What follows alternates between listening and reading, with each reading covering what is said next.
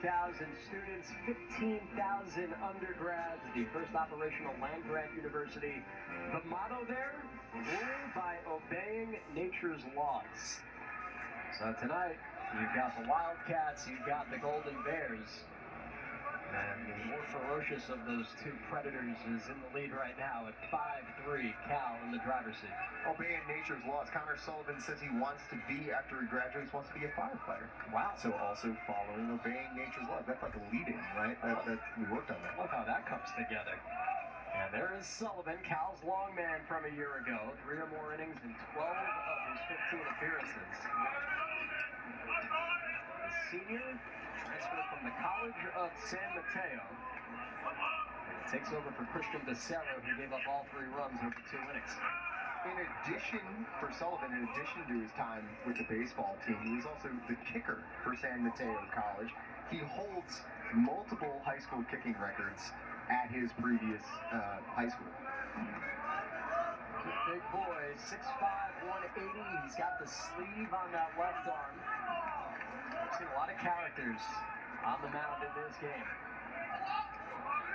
7, 8, and 9 here for the Cats. Down 2 once again. That one cracks it at 92. Like a lot of the relievers we've seen, another guy with that low 3/4 arm delivery, right? Little 2-seam action ball, running back in, catching the outside part of the plate. Overhand line, a little old school from Sullivan. Swing and a miss. Dropped down with the breaking ball and gets low blinder for the first out. Yep, pitch before that set it up. A little 2-seam fastball that he brings back out over the outside corner. You see that as a hitter. You want to protect against that. And what does he do? He goes the opposite direction. Look at that nice tight breaking ball right there. Good slurve. As Lowbliner was walking back to the dugout, David Bishop, who's on deck now, was asking him, and Lowbliner kind of gave him one of those looks like, man, that thing just takes off and goes the other way. I think my favorite thing about Connor Sullivan is that not only did he pitch for a season at the College of San Mateo, but he was also the kicker on a good football team there. A 48-yard field goal that he kicked is a school record. So he has some leg in it, too. Pelletier at the plate with a walk and a strikeout.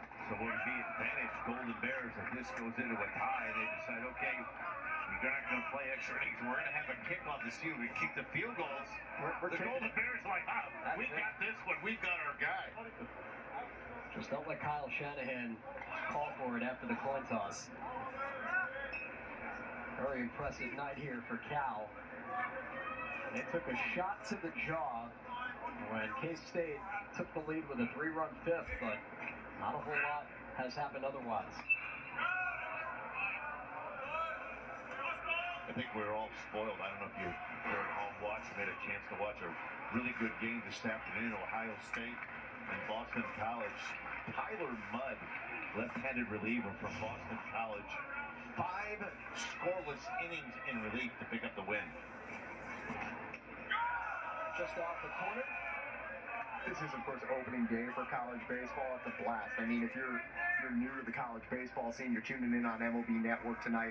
I mean, the energy that just comes from not only both of these dugouts, but, you know, for all the action that we're going to see, all 8 teams here at the MLB Desert Invitational this weekend I mean, it's an experience kind of unlike anything if you're used to just the top of the professional ranks. Not only did Tyler Mudd throw 5 scoreless innings, he threw 5 hitless innings. I made it a point after the game to walk down the dugout and congratulate him. I said, man, what's wrong with you? You're setting the bar too high, man. They're going to give you the ball in the 6th inning and expect you to finish the rest of the year. Unbelievable stuff. I'm sure he appreciated you coming down there, Devin. He did. You know, and it's kind of that left-handed reliever thing. It's that fraternity, that bond. He was fun to watch pitch this afternoon, I'll say that. 5 scoreless innings. Close one here with Pelletier. That was a good pitch from Sullivan. Cutting high and tight. Another look at it here. He definitely did not swing, so that had to be a ball that was off the inside part of the plate. We saw this before. Kansas State and regain the momentum very quickly. David Bishop. We talked about it earlier, Bishop. A lot of power in that bat. You run into one right here, you could be looking at a tie game. A man on deck hit a 2-run homer. That's Brendan Jones. are the numbers for Bishop last year at TCU. With 1 out, he stands in as the tying run here in the top of the 7th.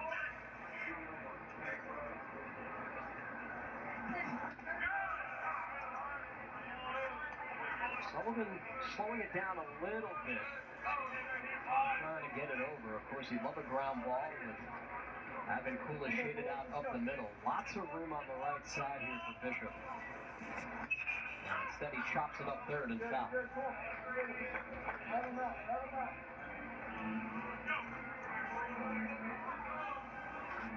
Kansas State, one of 4 Big 12 teams in D1 Baseball's preseason top 25 poll. It's the 3rd time in the last 4 years that at least 4 Big 12 schools are ranked. The others being TCU, Texas, and Texas Tech. We talked about it earlier in the broadcast, Greg. I mean, they've loaded up their non-conference schedule at the start here. You know, they really want to make that impression to the committee by the end of the season that they have played the toughest schedule that they can possibly align. You know, they're going to get some good teams in here this week, and they're also going to stick around in Arizona to play Arizona State this upcoming Tuesday.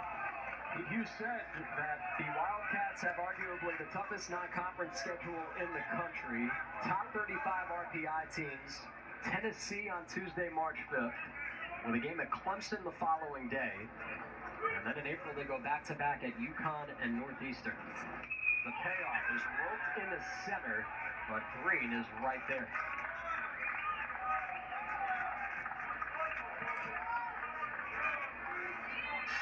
Here is the gauntlet. Here is what's coming up for the Wildcats. And that's what the Desert Invitational attracts. I mean, it's attracting the best of the best. You know, you can come out here in Arizona. The weather may not be as perfect in Arizona as it is everywhere else in the country, but you come out here and you know that you're going to get 3 really strong opponents. Kind of start to build your team moving forward for the rest of the year off of that. By the way, temperatures in Manhattan, Kansas tonight, floating in the 20s. Knocked down by Advin Kula, gets off a quick throw just in time to get Jones. And again, the freshman doing it all for the Golden Bears. Advin Kula stays with it and takes care of business to send us to the stretch. Bang, bang, advantage. It drives it home. I know our buddy Adnan Burke would appreciate that, he being the cinephile that he is. And here we are in the 8th inning, alongside Dan Plesac and Jesse Borek. I'm Greg Caserta. You remembered me this time. I did remember you this time. I couldn't leave you out this time. I appreciate it. I mean, you've been carrying the 2 knuckleheads on either side of you, at least I could do. I'm just glad I haven't gotten punched from either side yet. I feel good about it. We got plenty of time. We're going to be right back at this tomorrow, 8 p.m. Eastern time. We've got another one. You've got a lot of time to get decked. So Ingram grounds out. Handren handles it at third. To be here for their game against what was then the number 2 ranked team in the country, Tennessee.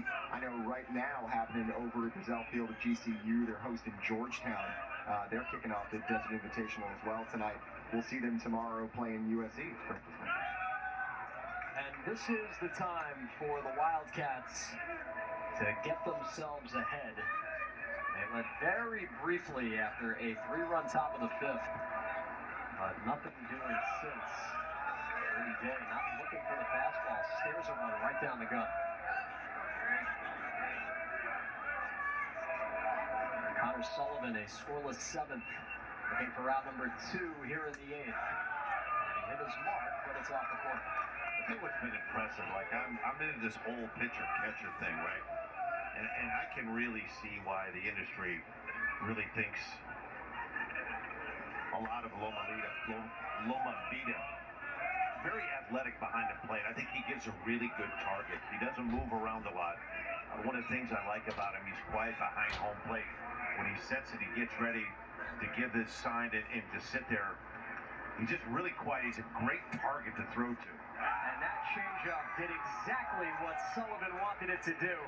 He slows things down, and day is sped up for the 2nd out of the inning. Yeah, there's been lots to like, and this is on point, right? Straight circle change makes it really easy, and it makes a catcher look good when you have pitchers that can execute and get the ball where they're supposed to throw it. This game's been kind of a sharp contrast to what we saw in game one. With the exception of the first inning, we saw a lot of the Ohio State pitchers balls sprayed around erratic. Home run. But most often you hit a ball 418 and 107 off the bat. I mean, you're jogging. You normally have to sprint the third like that. So you square that up as you're going forward. I mean, you're taking a nice casual jog around the base paths. Just the 6th hit of the night for the Wildcats, but they're still alive with Lotus. Tips it back quickly down to the count 0-2. Yeah, you're looking for that tool, right? That run tool. Get a good look right here. Culpepper turns it on. Right here around first to second base. There it is. I think he thought he had a home run because it went over that initial wall at 410 feet. I think he thought it was a home run initially. How about that? Yeah, that's a home run in 28 of the 30 MLB parks. Some of the work we love to do at StatCast. You hit that same ball in 30 ballparks. That goes out in 28 of them. Rolled over, right side, hugging the line and just foul. That gets out of 2 collegiate ballparks. Back home at Kansas State, he could run backwards around the bases when the ball hit that hard. And that's one of the things about Culpepper is that if there's one tool that I think scouts are a little bit questionable about, it's how is his power going to play as he moves to the next level, right? Seeing the ability to square the ball up there, he's got that well above average bat speed. It's kind of just getting the loft that will eventually lead to more home runs as he matures. Sullivan backs him off the plate. 91 on the radar.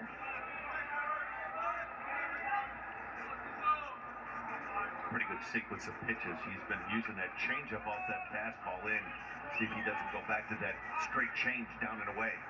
Big lead at third for Culpepper. And this one sent out to center once again. This time Green is right there. No drama, no tension, and an easy final out. As Culpepper takes his run around the bases, he's stuck on third base. And